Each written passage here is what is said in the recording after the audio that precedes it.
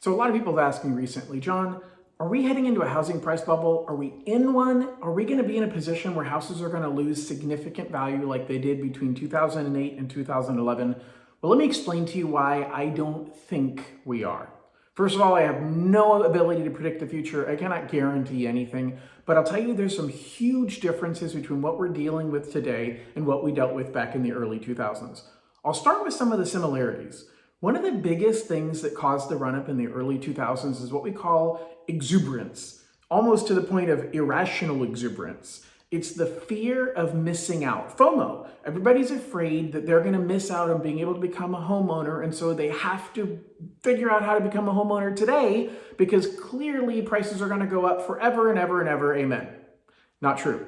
So the fear of missing out and the irrational exuberance is definitely starting to come into play right now, and that was a major concern in the early 2000s. So that's what's got a lot of people thinking, hey, are we heading into a housing bubble? Have we created a housing bubble? But here's the huge difference. First and foremost, there's a logical explanation for why there's a huge run-up right now.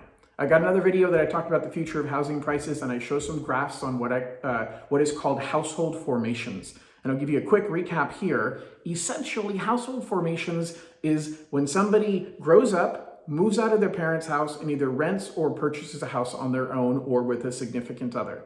And over the last 15 years, that number has been depressed. There's been fewer people in the millennial generation who have decided, hey, I want to move out and get my own place, and they delayed forming a household. They moved back in with mom and dad, they moved in with friends, and there's a statistical lag in the number of people who formed households.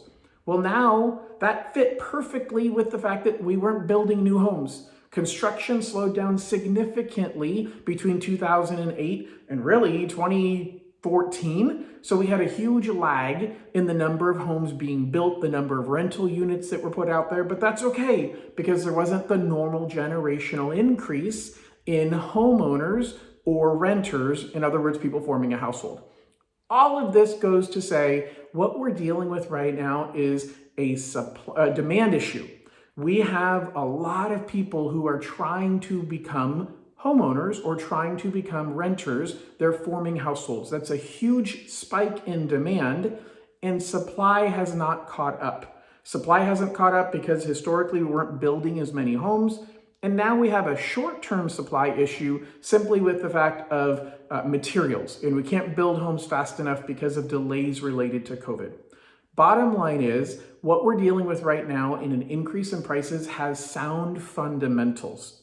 The second major reason why this isn't a bubble, or at least, let me rephrase that. The biggest reason why we're not going to see a crash. We will see a correction. Every market corrects, but we won't see a crash in my opinion. And that's because the crash we saw in 2007 was led by bad mortgages being put out there.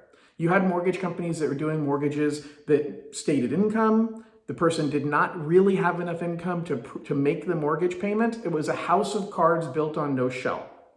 A lot of the clients also had adjustable rate mortgages. So far in this cycle, we have not seen very many people taking out adjustable rate mortgages. I'm a bit concerned.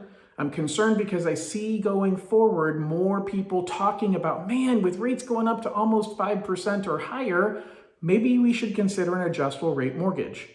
Right now, adjustable rate mortgages are not significantly cheaper than fixed rate, but it's possible that's coming. That absolutely is a concern of mine because as more people take out adjustable rate mortgages, when prices dip a little bit, then somebody whose mortgage starts adjusting up won't be able to refinance. And that person would have been able to continue successfully making their mortgage payment, except their payment's going up and they can't refinance because housing prices drop and they lose their home and the domino effect starts over again.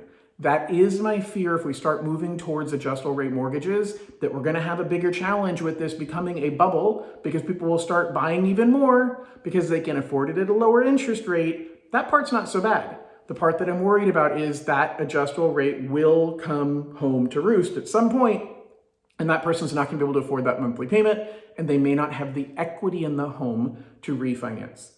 If you have a 30-year fixed rate payment or a 15-year fixed rate payment, that payment won't change ever. So even if housing prices drop, you can continue to make your monthly payment. And over history, there's never been a 10-year period where prices were lower 10 years later than where they started.